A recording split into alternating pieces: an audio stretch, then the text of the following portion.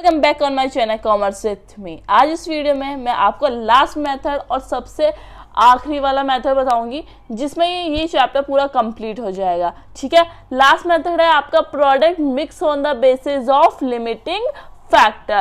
Product mix का मतलब क्या है, जो एक मैन्युफैक्चर होता है वो क्या है, अलग अलग प्रोडक्ट मैन्युफैक्चर करता है। अब उसके पास क्या है, वो मार्केट में वो एक अकेला पर्सन है जो क्या करता है, प्रोडक्शन करता है। तो वो उसके पास क्या होता है, जो फैक्टर्स है वो जो फैक्टर्स है वो क्या है, लिमिटेड है। उसके पास क्या है, रॉ मटेरियल, लेबर जितने भी है वो क्या है, लिमिटेड है। तो उसको ये डिसाइड करना पड़ता है जिस प्रोडक्ट का प्रोडक्शन या प्रॉफिट जिसका ज्यादा होगा उसका ही प्रोडक्शन वो क्या करेगा, पहले करेगा। तो आपको इस मेथड में आपको ये प्रायोरिटी आपको फाइंड करनी पड़ेगी, कौन से प्रोडक्ट की क्या किया जाए, पहला प्रोडक्शन किया जाए जिससे क्या हो, प्रॉफिट हो। ठीक है, अब देखो इसमें दो तीन चीजें बात करने की है कि लिमिटिंग फैक्टर का मतलब आप समझिए। लिमिटिंग फैक्टर का मतलब ये है कि आपके पास क्या है, रॉ मटेरियल जो लेबर है, मटेरियल और लेबर हो सकता है, आपके पास मशीन हो सकती है, ठीक है, और भी अदर्स मटेरियल्स हो सकते हैं। ये क्या है, आपके पास लिमिटेड है। और आपको क्वेश्चन में गिवन होगा कि आपके पास मटेरियल कितना है, ओनली 1,80,000 ही है। और आप प्रोडक्शन करते हो आप ए का भी करते हो, प्रोडक्शन बी का भी करते हो, और प्रोडक्शन सी का भी आप क्या करते हो, मैन्युफैक्चरिंग करते हो। ठीक है, तो आपके पास क्या है, मटेरियल 180 ही है, आपके पास क्या है, मटेरियल लिमिटेड है। तो आपको पहले ये फाइंड करना पड़ेगा इन तीनों में से सबसे पहले प्रोडक्शन किसका किया जाए, बी का किया जाए, ए का किया जाए या सी का किया जाए। इसी तरीके से लेबर में फाइंड किया जाता है कि कौन से प्रोडक्ट का क्या किया जाए, प्रोडक्शन पहले किया जाए जिसमें लेबर की कॉस्ट आपकी कम आए। तो इसमें आपको बस यही फाइंड करना है, जो भी प्रायोरिटी फाइंड करनी है कि कौन से प्रोडक्ट को आपको पहले प्रोडक्शन के लिए मैन्युफैक्चरिंग करना है। ठीक है, समझ में आ गया। अब आपको मैं दो तीन चीजों की और बात बता दूं कि प्रॉफिटेबिलिटी आपको फाइंड करनी पड़ेगी। कि प्रॉफिटेबिलिटी का मतलब क्या होता है, किसमें ज्यादा प्रॉफिट आ रहा है, ए में आ रहा है, बी में आ रहा है, सी में आ रहा है। ये एक फॉर्मूला होता है, वो होता है कंट्रीब्यूशन। जो भी आपकी कंट्रीब्यूशन आती है उसको डिवाइड कर दिया जाता है की फैक्टर से। अभी जो की फैक्टर है वो की फैक्टर कुछ भी हो सकता है, वो आपका मटेरियल भी हो सकता है, वो आपका लेबर भी हो सकता है, वो आपका मिक्स भी हो सकता है। ठीक है, वो कुछ भी हो सकता है कि मटेरियल भी दे दिया और लेबर भी दे दिया। तो आपको ये वाला फॉर्मूला आपको याद रखना है, कंट्रीब्यूशन अपॉन की फैक्टर। अब क्वेश्चन देखते हैं, क्वेश्चन से आपको क्लियर हो जाएगा। क्वेश्चन आपका है, एक company manufacture and market 3 product. Manufacturing company है वो क्या करती है, मार्केट में 3 प्रोडक्ट मैन्युफैक्चर करती है, X, Y एंड Z करती है। All the 3 product are made from the same kind of machine. एक ही मशीन से बनाए जाते हैं तीनों प्रोडक्ट को। प्रोडक्शन इज लिमिटेड, प्रोडक्शन क्या है, लिमिटेड है बाय मशीन कैपेसिटी। मशीन, अब देखो मशीन की कैपेसिटी मान लो आपको 1,000 है, ठीक है, और इसी मशीन से तीनों का प्रोडक्शन होता है। प्रोडक्शन ए का होता है, बी का होता है, सी का होता है।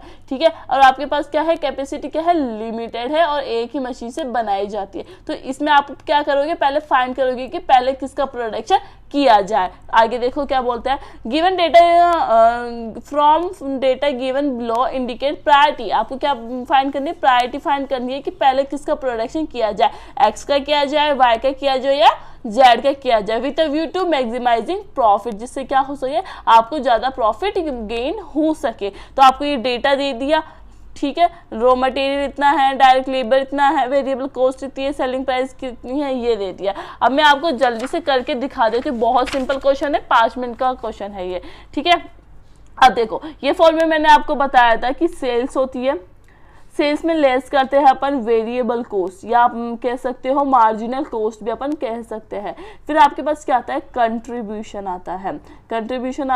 कंट्रीब्यूशन में अगर आप लेस करते हो फिक्स्ड कॉस्ट, आप लेस कर दे तो आपके पास क्या आता है, प्रॉफिट आता है। ये मैंने आपका ये कॉलम बना दिया, एक्स का बना दिया मैंने आपके लिए, वाई का बना दिया आपके लिए और जेड का बना दिया आपके लिए। एक मैं आपको टोटल लिखा देती हूँ।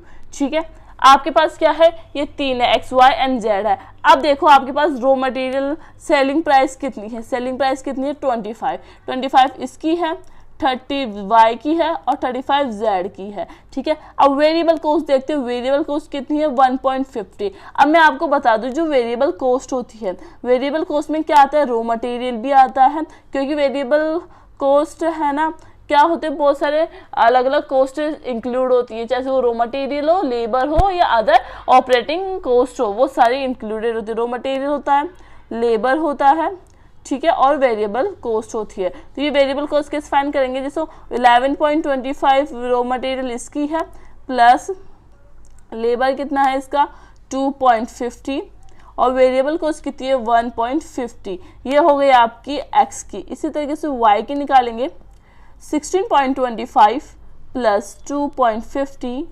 प्लस 2.25। जेड की निकालेंगे 21.25 प्लस 2.50 प्लस 3.55।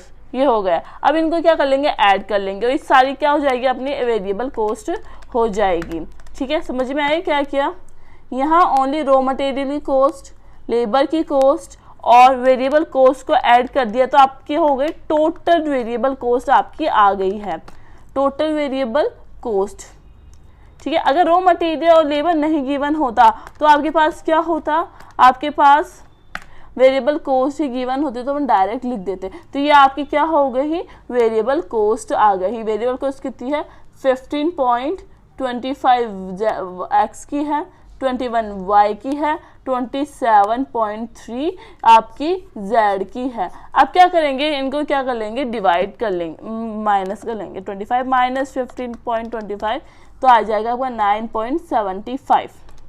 30 में से माइनस करें 21 तो ऑफकोर्सली 9 आएगा और 35 माइनस 27.3 तो आपका आएगा 37.7। ये आपका क्या आ गया, कंट्रीब्यूशन आ गया। अब मैंने आपको बताया था कि जब आप कंट्रीब्यूशन निकाल लेते हो तो इसमें फिक्स कॉस्ट नहीं है तो अपन कुछ नहीं लिखेंगे और प्रॉफिट आपका फाइंड नहीं हो पाएगा। अब देखो प्रॉफिटेबिलिटी का मैंने आपको फॉर्मूला बताया था, इससे आप पता कर सकते हो कि आपको सबसे पहले किसका प्रोडक्शन करना है। तो आपको मैंने फॉर्मूला बताया था कंट्रीब्यूशन अपॉन की फैक्टर, कंट्रीब्यूशन अपॉन की फैक्टर, ये फॉर्मूला मैंने आपको बताया था। ठीक है, अब कंट्रीब्यूशन क्या आया, एक का आया 9.75, एक्स का आया, वाई का आया आपका 9 और जेड का आया आपका 7.7।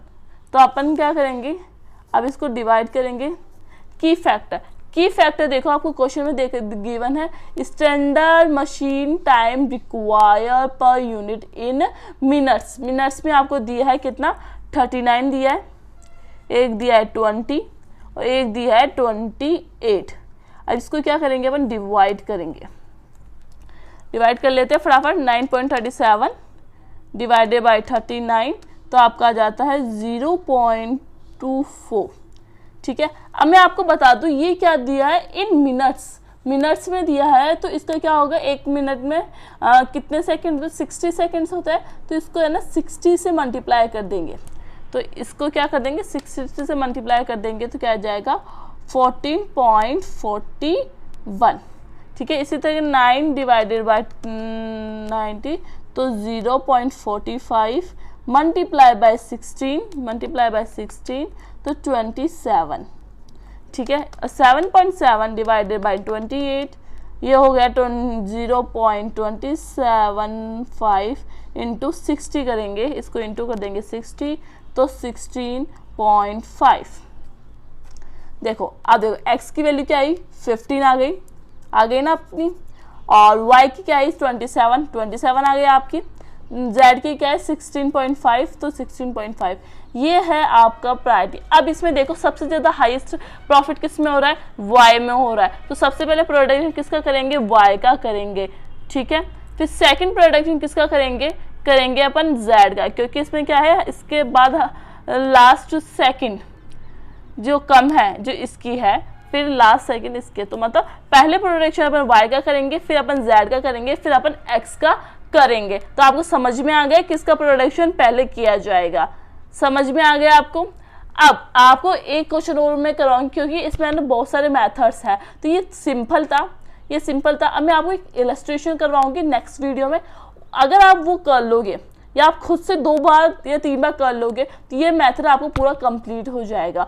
तो वो वाली वीडियो मोस्ट इंपॉर्टेंट होने वाली है और सबसे हार्ड वाला क्वेश्चन मैं इस बुक का करवाने वाली हूँ, और लास्ट वीडियो होगी और इंपॉर्टेंट क्वेश्चंस मैं आपको बताऊंगी, इलस्ट्रेशंस बताऊंगी। तो प्लीज वीडियो को लाइक कर दो अभी, और जो बेल आइकन आपको दिख रहा है उसे ऑन कर दो, जिससे जो वीडियो आएगी तो आपको जल्दी से नोटिफाई मिल जाए। तो thank you for watching, and video अच्छी लगे तो लाइक एंड शेयर जरूर करना। बाय।